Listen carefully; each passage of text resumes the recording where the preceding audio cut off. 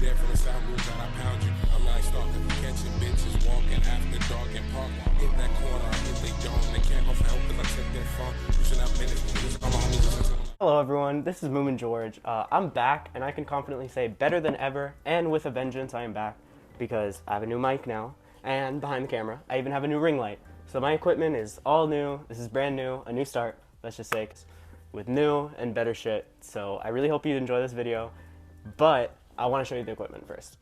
Hi, this is just a little voiceover. This is my mic, so yeah, that is the mic. This is my new and beautiful ring light. So, yeah. And I hope that with my new equipment, I could just make my videos, you know, a lot more enjoyable. Wait, this has to be some sort of misunderstanding. It wasn't me! Just stop it. It doesn't matter who it was. It's my time now. Yes, that deranged skit you just saw was my face reveal. This is what I look like. I know, calm down. But, yeah. I thought it was important for the channel to do, and this video is a little different with all the new equipment and whatnot. So I thought it was time. So yeah, with all that fun stuff aside, I just kind of want to explain. So this video at first was supposed to be a review of Jujutsu Kaisen 16, Volume 16. But over the script writing process, I feel like it just kind of turned into like a summary of sorts, kind of retelling what happens in the volume. So I feel like calling it a review would have been sort of not upfront about what the video was. That's why the title of the video doesn't include review, because this isn't a review, it's more of a summary. So to keep the video nice and neat, I included 7 sections of the video that you'll see a nice little bumper play for each. And this first section is actually called Goodbye Mahito, Hello Kenjaku, and it covers pages 7 through 23 of the volume. But before I got into that, I did want to show you guys how the actual volume cover looks, because I'm going to be honest, in my opinion, I'm a big suck up to JJK, but I don't think they've ever had a bad cover. Kenjaku having his little like head open is wild, really wild. So yeah, I got this volume for 10 bucks at Barnes & Noble, wasn't on sale or anything. Interesting tidbit though, in the beginning, Gege's author comment is no tax. That's a blatant lie. I definitely paid tax for this. I'm very happy about that. I love paying tax. But yeah, so it's 10 and some change. This volume overall contains the chapters 134 through 142, so it's 8 chapters. Yeah, 8 chapters. But yeah, all that out of the way. Let's get to the video. For real. So this volume opens up with Geto explaining to like a super bloody Yuji that he's going to use Maximum Uzumaki. And Maximum Uzumaki is his maximum curse technique, so it's like his strongest attack. And pretty much what it is, it's like a mixture of all of the curses that freaky ass Geto has swallowed. So he's about to use it, but before he can, the Kyoto kids come back. So Todo and the other ones, they're all back, and they all like pop off with attacks, but sadly they all miss. Maki does a really good one though, and Geto even respects her for it. But lucky for all the Miwa stans, useless Miwa, like me, I love her. I love sword characters. She actually gets her time to shine. She does a pretty badass Bato sword drawing. It was great to see. And I just gotta say, Gege Akutami's sword design is just so good. It's really simplistic. The swords in JJK always look amazing. Like Kusakabe's is great. Yuta has a really great sword. So anyway, Geto lords over Miwa, and he uses his Maximum Uzumaki. It has this creepy ass design. It's like all these swirls of all the curses. He's like enveloped, I'll just say. So Uzumaki leaves a huge hole in the ground, and the Kyoto kids kind of look like they're doomed. But it turns out the GOAT himself, Kusakabe, was there to protect his students. Did a great job. But anyways, after that, we transition to Chozo, who's frozen in fear as he's standing in front of Kenjaku. But he sort of looks closely at him and realizes something. Kenjaku, who also goes by Geto, because he's just a brain that can travel, was also Chozo's evil dad. And then we sort of get a glimpse of his various personalities, like, or aliases, I should say. So he's been Geto, he's really Kenjaku, but he's also been Noritoshi Kamo. But then the craziest one is that it turns out Geto, or Kenjaku, was actually Yuji's mom. And it's so weird, but kind of cool. And so Chozo realizes that Yuji is technically his little brother. Okay, so now we're on to section 2, which I named just Brother because of Yuji and Chozo's now brotherhood. Which is really weird if you think about it, because if you flash back to, I forgot the name of the arc, but it's the end of the anime season 1. Nobara and Yuji literally slaughter all of Chozo's siblings, like really brutally, so things have got to be really awkward now. Although we do see that Chozo doesn't really hold a grudge against Yuji, which he's a bigger man than me. I don't know. If he killed all my siblings, like, I don't know. I don't think I wouldn't take that kind of disrespect, but... So, Chozo goes after Geto, tries to start hitting him with some hand-to-hand combat, but he misses. Geto is just dodging everything. And then Panda comes in, he tries to use his curse technique. It doesn't work. And then another curse, well, I guess user, I don't think it's a spirit, comes in and freezes everyone. Tsukabe's only half frozen, and it's really funny because he basically just wants to go home, and it's hilarious. Chozo almost gets hit by, like, the ice cursed user, but Yuji comes in, roundhouse kicks the shit out of her right in the face. It was amazing. Chozo's really grateful and also wants Yuji to call him Big Brother, which I don't know if Yuji is gonna get used to. So now only Chozo, Momo, and Yuji are unfrozen, so they need to buy serious time. So rather than Urahaime showing up, which is who they were buying time for, morally questionable badass Yuki Tsukumo shows up instead. So to distract Geto, Yuki argues with him about their ideals on cursed energy, which I'm pretty sure she's bullshitting, but let's not forget that during Hidden Inventory, she said some really messed up stuff to the original Geto, which I guess it doesn't matter now that he's dead and just his body is a host, but she said some pretty messed up stuff.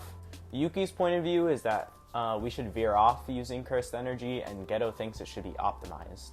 So Geto actually uses Idol Transfiguration, which he stole when he absorbed Mahito. I hate that this keeps coming up. But yeah, so he uses it, and Yuki rallies the troops pretty much and summons whoever can fight to fight. Geto immediately shuts this down. So Geto summons a bunch of like terrifying curses, and then he leaves, declaring a new age of curses has begun.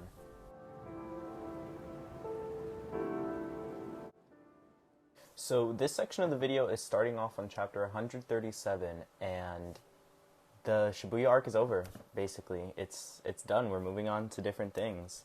This arc was fucking insane. It's the biggest arc we've had to date, and there's been a lot of painful moments, a lot of sick moments, a lot of action, and now it is on to something different. So we get like a shot of the city with a lot of text bubbles from Japanese officials, I'm assuming, and they're basically panicking because cursed spirits are everywhere. Like, they're just completely overrunning the city, and evacuations are being set up, protocols and whatnot. So pretty much the shit has hit the fan. So then we transition to a girl who's scavenging in an abandoned 7-Eleven, and she gets attacked by a cursed spirit. She almost gets eaten, but the cursed spirit is strucken down with one decisive hit. The motherfucking GOAT, Yuta Okutsu, is fucking finally back. After not seeing him since pretty much JJK 0, which was before the series even started, he's back. Yuta is super sweet, and he starts comforting the girl, but the cursed spirit is still alive, and it tries to attack them. Before it can really even think of doing anything, it basically goes splat on the wall, and we get the reveal that Rika is back, Yuta's little cursed friend. Yuta returns to the higher-ups of the Jujutsu world, and pretty much makes a declaration that he's gonna kill Yuji. And then things just get even better, I suppose, because the higher-ups also say that Gojo is to be executed, and Yaga, the principal of JJK High, is also set to be executed, if you forgot who he was, because he does not show up very often. And with all of that madness, the chapter ends. Welcome to section 5 of the video. If you are enjoying it, feel free to like and subscribe. I won't stop you. I'll encourage you even, so that's an option. Now we're at chapter 138, and like the bumper said, it's time to keep up with the Zenins. So we're at the Zenins hideout, and it's really fancy. Like, it's borderline like a fucking castle, and we cut over to this slimy little stupid bitch boy named Naoya Zenin. So currently he's wondering if Mai died in that big battle I was talking about earlier, the one where Kusakabe saved his students, etc., etc. And let me just preface this section by saying this. Naoya is such a stinky misogynist. Like, I'm not even like, I can't even put it into words. That dude is like Andrew Tate level fucking misogynist, dude. Huh? This dude, that guy is on another level. Like, he views anyone who isn't a Zenin pretty much as subhuman, let's be real. And even his sisters who are Zenins, he doesn't respect them for whatever reason. So when they tell Naoya that actually Maki is in worse condition than Mai, he thinks some, misogynistic thoughts to himself, and he goes to meet with the other Zenin higher-ups. So keep in mind that the general air around the Zenin building is that Naoya's dad died. So things are kind of somber. But of course, Naoya being Naoya, struts into the building with some of his family members, bragging about how he's going to be the next head since his dad is dead, head of the clan. And then a will reader comes into the room and announces that Naobito is dead. And let's just get a quick RIP for Naobito. He was like one of 3 nice Zenins, so RIP to my man. He was really cool, had a great curse technique. RIP, bro. This will basically says that, yeah, Naoya will become head of the Zenin clan, and he'll pretty much acquire all assets, which includes the weapons lockup at Jujutsu High, which has all those badass weapons in them. But there is a little tiny condition to the will, which basically says that if Gojo is dead or incapacitated, which...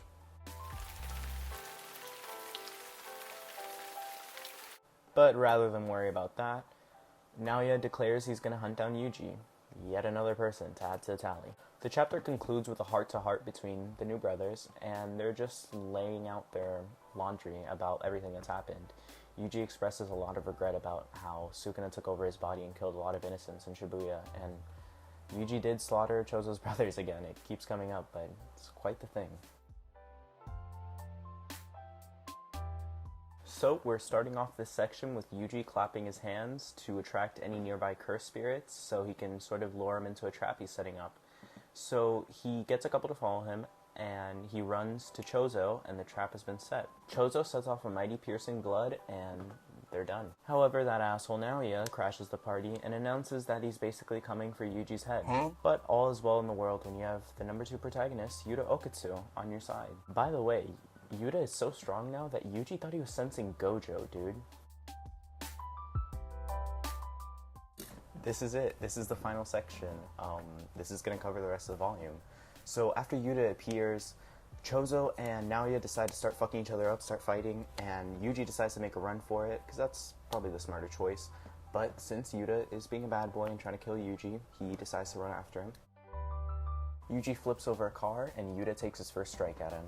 Yuji punches the car, launches it in the air, and Yuta sends it back like it's motherfucking tennis. Yuji decides that fight is going to work better than flight in this situation, and they start going back and forth, and Yuta's a powerhouse. He's pretty much on Gojo's level, I would say, and he's just doing a bunch of sword strikes at Yuji, and he's struggling to dodge them. Yuji gets away for a second, and he hops into a car that has a knife inside it. He uses it to close the gap between him and Yuta. Yuji has a great idea to imbue his knife with cursed energy, so it can work properly against Yuta's katana, but Yuta remarks that he's too focused on the sword and he kicks the ever-living shit out of him.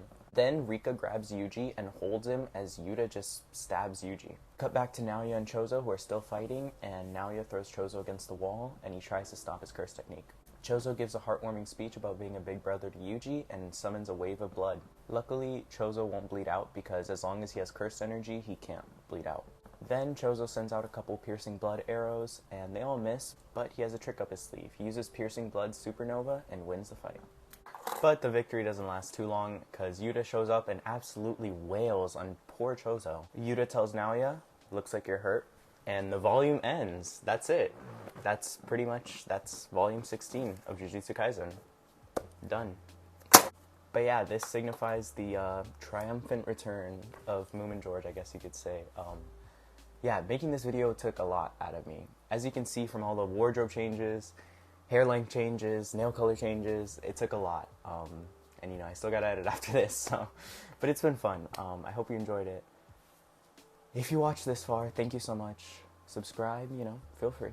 Like it as well, and thank you.